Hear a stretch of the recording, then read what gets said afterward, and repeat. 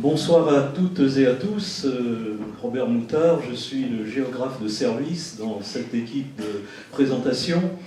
Alors quand je dis géographe, un géographe c'est quelqu'un qui travaille à l'interface entre la nature et les sociétés humaines et qui analyse l'espace justement en fonction des différentes données naturelles et humaines en interaction. Or sur notre territoire, des bornes et des Aravis, cela a donné des paysages précieux, des paysages qui sont appréciés de tous, mais sur l'avenir desquels on est en droit de s'interroger.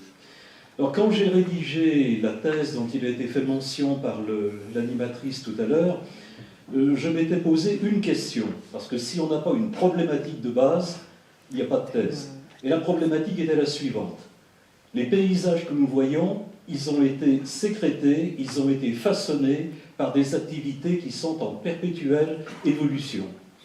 Et évolution vers quoi? Évolution peut-être vers des aménagements que je qualifierais de généraliser, même de mener à marche forcée. Ce sur quoi je me suis interrogé, c'était justement sur le bien fondé de mener cette marche forcée. À savoir, nous prétendons maintenant nous positionner dans le massif à l'échelle internationale, avoir une visibilité mondiale. Or, nous ne sommes pas de taille à lutter avec des domaines skiables dont la notoriété est largement établie, en parenthèse. Je pense par exemple aux Trois-Vallées et leurs 600 km de pistes. Je pense également plus près de nous aux Portes du Soleil avec leurs plus de 500 km de pistes. Et nous sommes, je dirais, petits joueurs à côté. Le Grand Bornand, c'est 80 km de pistes. La Clusaz, c'est environ 125 km. Alors, si on veut essayer d'atteindre une envergure pareille à celle des deux mastodontes que j'ai cités, les Portes du Soleil et les Trois-Vallées, c'est peine perdue, on n'y arrivera pas. Ou alors, on va peut-être, comme je vous le disais il y a quelques instants, recourir à la marche forcée, et ça en sacrifiant la qualité paysagère qui fait l'attractivité territoriale de notre massif. Sur cette carte, voilà, je vous ai indiqué, je vous ai écrit l'origine de cette carte. Elle a été distribuée par la région Rhône-Alpes, à l'époque on ne l'appelait pas Auvergne-Rhône-Alpes, et elle faisait état de ce qui a été réalisé en matière de parcs naturels, de parcs nationaux à l'échelle de la région Rhône-Alpes.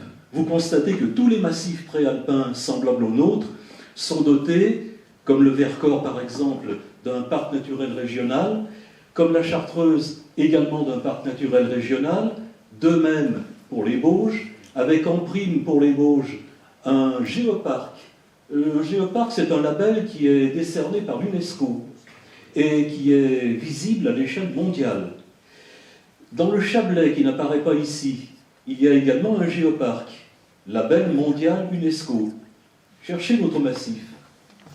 Vous le voyez? Il n'apparaît pas.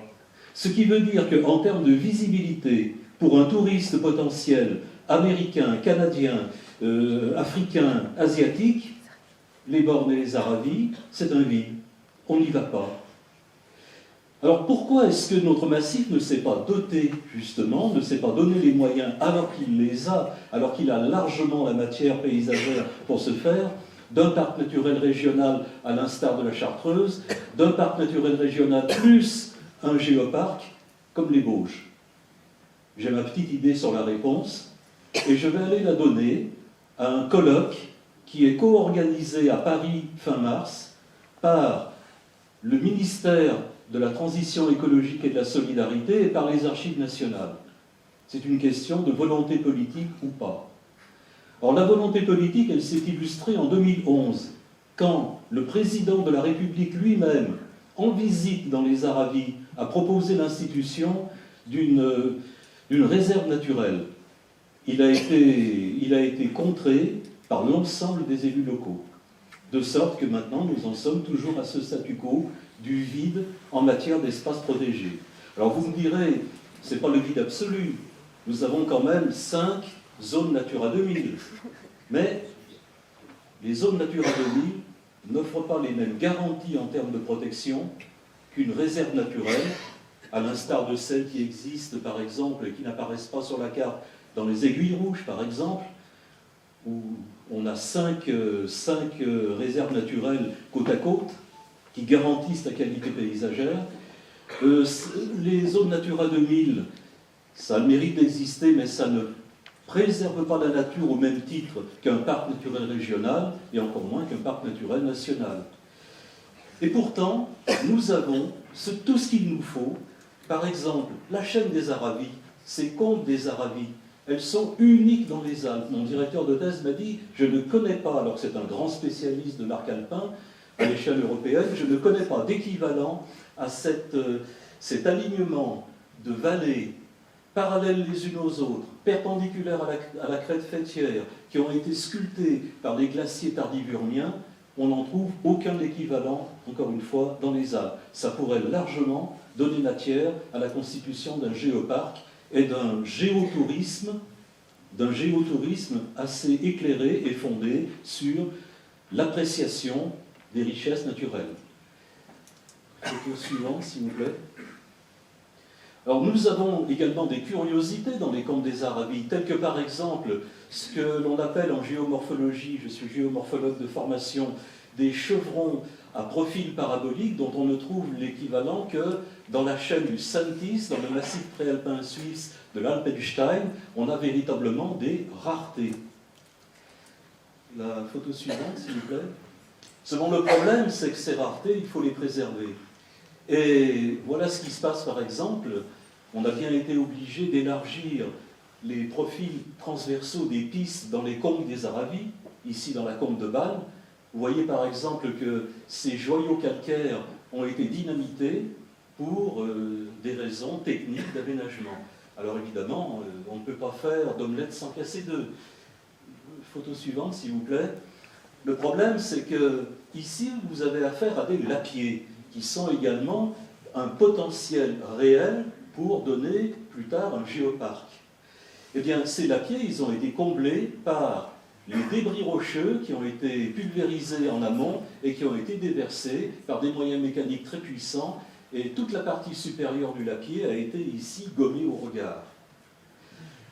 Photo suivante, s'il vous plaît. Il ne s'agirait pas que le même sort guette d'autres lapiers, ici au pied de la Mamule, pour ceux qui connaissent, entre la combe de la Grande Forclaz et la combe de Chombat.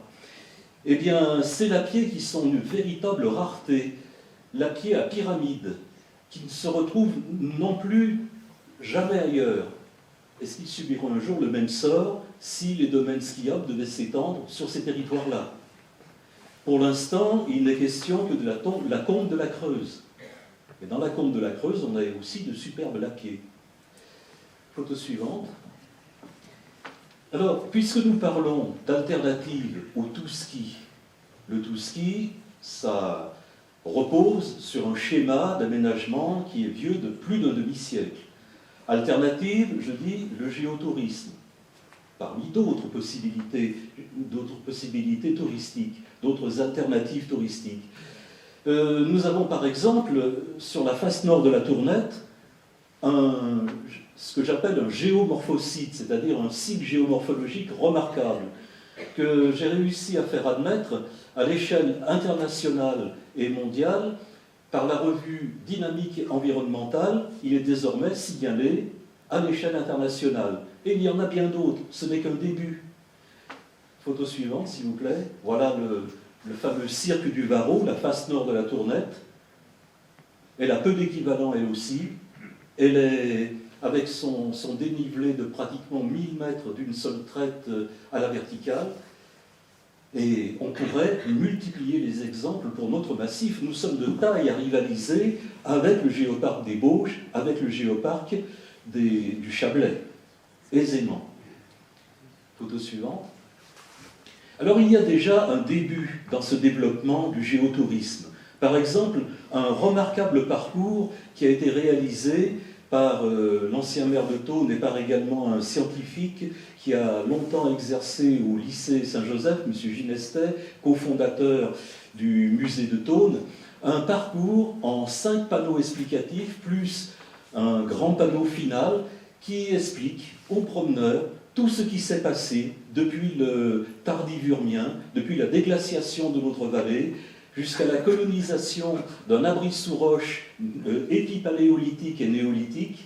Et il y a de quoi faire, il y a de quoi admirer, comprendre, expliquer, et même pour les enfants, jouer avec des petits jeux didactiques qui sont disponibles à l'Office du tourisme.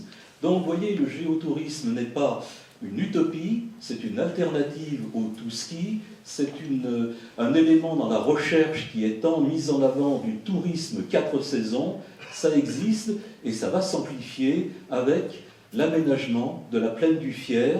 Et là, ça me permettra de faire la transition avec un autre problème, celui des ressources en eau. Mais je vais un peu trop vite, s'il vous plaît, la prochaine, la suivante. Alors, parmi les sites géomorphologiques remarquables, il y a ce gigantesque plissement qui est pédagogique dans sa forme et dans sa netteté sur le flanc sud-ouest du Parmelan. Et ce n'est pas tellement pour la beauté du plissement que j'ai convoqué cette diapositive dans mon animation, dans mon passe-vue, c'est aussi parce que ici, on a affaire à un véritable collecteur naturel d'eau souterraine, d'eau d'origine karstique, qui pourrait assurer la réponse aux besoins de l'urbanisation, qui elle aussi va être très importante dans notre massif des Bornes Arabies. La suivante, s'il vous plaît.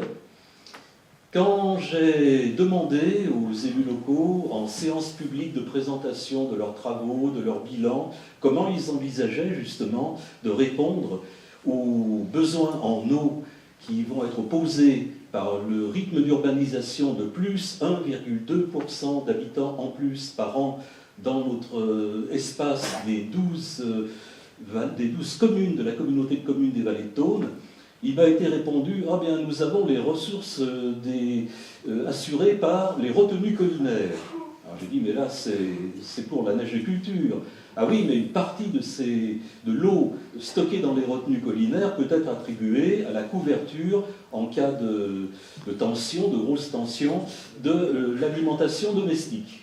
Oui, mais alors il faut des procédés de décantation, de filtrage qui ne sont pas encore opérationnels, qui ne sont pas encore construits. Et puis, on est également tributaire du bon vouloir des nuages. Alors qu'avec les ressources souterraines, c'est déjà un peu plus sûr. Donc j'ai posé une autre question, plus gênante. Avez-vous entrepris une campagne de prospection des ressources hydrogéologiques? Non. Voilà. Alors, qu'est-ce qu'il existe? Il existe quand même la nappe phréatique du Fier. Nous y voilà. Sur la plaine du Fier, comme on l'appelle, qui est située, comme vous le savez, entre la Balme de Thuit et d'Ingy. Bon, c'est vrai, il y a une nappe phréatique, elle est reconnue. On a décidé de la tenir en réserve à partir de 2004, suite à la grande sécheresse de 2003.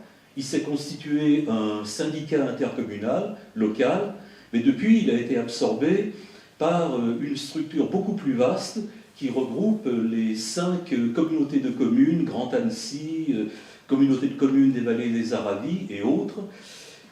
C'est une structure de syndicat intercommunal multiplié par 5. Bon, ce n'est pas la gestion qui est gênante. Ce qui est gênant, photo suivante s'il vous plaît, c'est que là aussi nous sommes tributaires des variations météorologiques. Voilà la même plaine du Fier, photographiée en été 2017. Et cet été 2017, ça a été, pour certains habitants de Thônes, je pense par exemple à ceux qui habitent Glapigny, ça a été le début de l'expérience de 2 mois de restriction d'eau, qui ont été amenés à 4, si mes souvenirs sont exacts, en 2018. Donc, le problème se fait sentir de manière aiguë de l'adéquation entre les ressources en eau et les objectifs d'urbanisation de nos territoires. C'est une des préoccupations auxquelles les géographes, même s'ils ne sont pas véritablement des aménageurs, ne peuvent pas être insensibles. Photo suivante, s'il vous plaît. Ah ben il n'y en a plus, c'est parfait. Je crois avoir tenu le temps.